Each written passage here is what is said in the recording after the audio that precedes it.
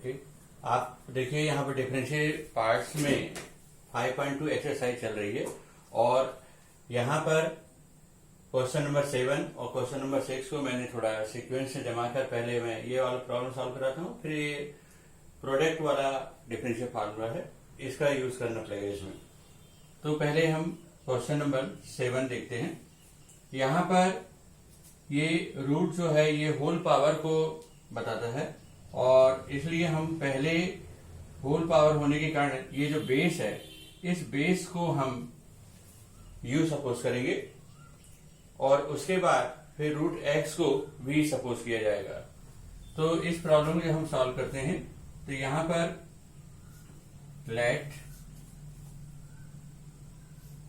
cot root x equal u इस तरह suppose कर लिया गया है। तो ये 2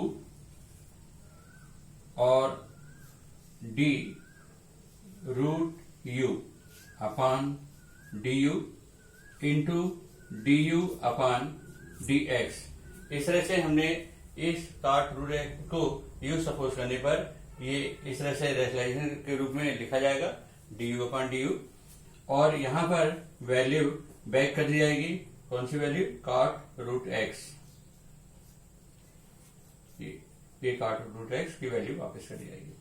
अब आपको एक फार्मूला है यहाँ पर और वो ये है कि रूट u के लिए हम डायरेक्ट आपको एक फार्मूला बता देते हैं। रूट x के लिए होता है 1 अपान 2 रूट x, ये फार्मूला होता है।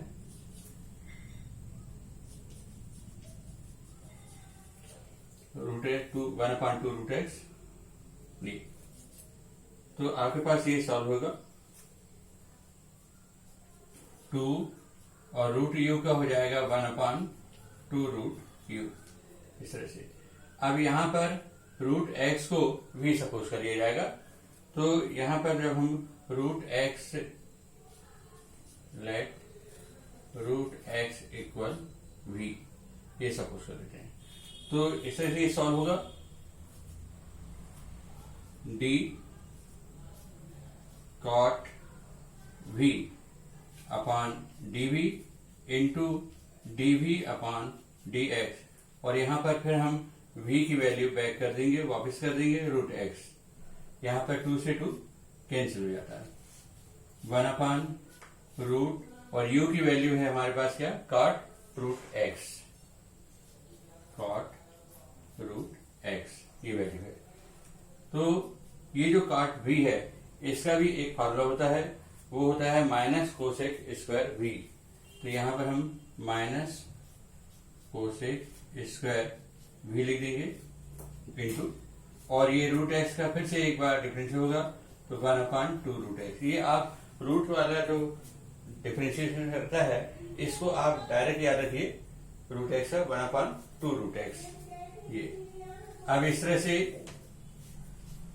ये आंसर होगा cot रूट x, ये माइनस का साइन यहां लगा देते हैं, कोसेक स्क्वायर और v की वैल्यू भी बैक कर दी जाएगी ये वाली, यहां हो जाएगी रूट x और आपको 1 अपान 2 रूट x ये आंसर हो जाता है। इसको आप अच्छे से अरेंज भी कर सकते हैं, ये 2 रूट x और यहाँ पर लिख देंगे रूट cot रूट x, ऐसा भी लिखा जा सकता है, ये ठीक है। इसको आप जमाते हैं तो माइनस कोसेक स्क्वायर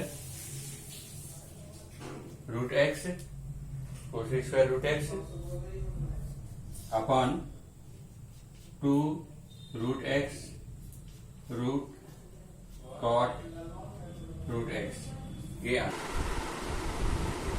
आपके पास जो आंसर है ये भी आपका फाइनली आंसर रहेगा, ये आंसर हो जाएगा। अब इसके बाद आपका आता है क्वेश्चन नंबर 6। क्वेश्चन नंबर 6 में यहाँ पर ये प्रोडक्ट फार्मूला है और ये प्रोडक्ट फार्मूला मैं आपको पहले से बता देता हूँ कि ये फार्मूला कौन सा यूज होगा। तो ये df1 इंटू f2 और अपान dx ये प्रोडक्ट फार्मूला हो गया और इस प्रोडक्ट फार्मूले में यहाँ पर हम पहले f1 का डिफरेंशिएट करेंगे तो f2 का नहीं होगा प्लस, फिर f1 का नहीं किया जाएगा और F2 का डिफरेंशिएट किया जाएगा इस तरह से। तो यहां पर ये F1 है और ये F2 है, ये दो बारी बारी से दो फंक्शन है हमारे पास, इसलिए इसको F1 और इसे F2 लिया जाएगा। तो इसके लिए हमारे पास ये प्रॉब्लम सॉल्व किया जाएगा बारी बारी। पहले यहां पर अरेंज करते हैं। फर्स्ट टाइम cos x³ का डिफरेंशिएट किया जाएगा, तो यहां पर sine square x5 will remain same plus फिर first function cos x³ will be written and sine square x5 का डिफरेंशिएट होगा, साइन स्क्वायर x5 इसका डिफरेंशिएट किया जाएगा। अब cos x³ का जब हम डिफरेंशिएट करेंगे तो यहां पर x³ क्योंकि ये प्रॉब्लम लेंथी हो रहा है, इसलिए इस प्रॉब्लम में आपको डायरेक्ट सॉल्व कर सकते हैं। तो हमने यहां पर जैसे x³ को u सपोज करेंगे तो cos u आएगा और cos u का हो जाएगा माइनस साइन u, तो माइनस साइन u, तो माइनस साइन और u की वैल्यू बैक कर देंगे x³ इस तरह से। फिर आपका जो x³ है इसका डिफरेंशिएट किया जाएगा, तो x³ का डिफरेंशिएट होता है 3x², 3x², ये डिफरेंशिएट हो गया। अब आपको साइन स्क्वायर x5 ऐसे ही लिखा रहेगा, साइन स्क्वायर x5 ये लिखा रहेगा, प्लस cos x³ ये लिखा हमने। अब यहां पर डिफरेंशिएट करना है, तो याद रखिए किसी भी चीज में डिफरेंशिएट यदि होल पावर यदि आता है तो पहले इसका डिफरेंशिएट किया जाता है। तो पावर में भी 2 लिखा हुआ है, तो 2 इस पूरे को u सपोज के ले जाएगा तो u स्क्वायर हो जाएगा ये, और u स्क्वायर का क्या होता है डिफरेंशिएट 2u। तो यहां पर ये जो पहले पावर है, पावर का पहले डिफरेंशिएट किया जाएगा, तो इसमें आप 2 और यहां पर इस पूरे को लिख दिया जाएगा साइन x5।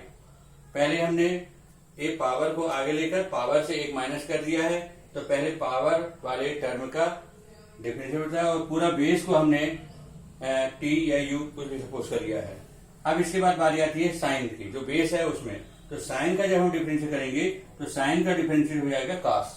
तो ये हम साइन का डिफरेंशिएट करते हैं, तो यहां पर ये हो जाएगा cos x5, ये हो जाता है cos x5, ये हो गया। फिर इसके बाद बारी आती है किसकी x5 की, तो x5 का डिफरेंशिएट करेंगे तो 5x4 ये हो गया डिफरेंशिएट। तो मतलब ये आपको रखना है कि यदि हम इसको शार्पली देखते हैं तो ये पैटर्न को हम आपको अलग से बता देते हैं कि कैसे इसका डिफरेंशिएट हुआ है। साइन स्क्वायर x5 लिखा है इसीलिए, तो आपने सबसे पहले साइन स्क्वायर x5 को आपने u सपोज किया था, तो ऐसा करने से उसके बाद फिर आप ये लिखेंगे du² अपॉन du और du अपॉन dx।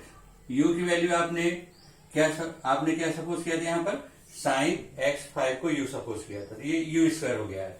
अब यहां पर ये वैल्यू को बैक कर देते हैं, साइन x5 ये, फिर तो u² का क्या हो जाता है 2u। अब यहां पर साइन है तो x5 को आपने v सपोज कर लिया, x5 को v सपोज कर लिया है आपने, ये ध्यान रखना है आपको, ये सपोज किया। तो इस तरह से ये हो जाएगा d साइन v अपान dv और dv अपान dx, और v की वैल्यू हो गई है हमारे पास x5। तो इस तरह से ये आंसर हो जाता है। u की वैल्यू बैक करेंगे आप, ये आपने सपोज किया था यहां पर साइन x5 ये, और साइन v का क्या हो गया था cos v, और v की वैल्यू बैक कर दी थी आपने क्या x5, ये x5, और x5 का क्या हो जाएगा यहाँ 5x4। तो ये आपका थोड़ा लेंथी था, इसलिए हमने इसको डायरेक्ट यहाँ पर लिख दिया है। ये आपका आंसर हो जाता है। आप इसमें 3 को आगे रख देंगे और यहाँ पर 2 5 या 10 को आगे रख देंगे। इस तरह से ये आपका आंसर बन जाएगा। तो -3x² sin x³ sin square x5 और यहाँ पर 2 5 या 10 और फिर ये cos x³ sin x5 और इसके बाद ये आपका cos x5 और ये x4, ये आंसर हो जाता है। Okay, thank you.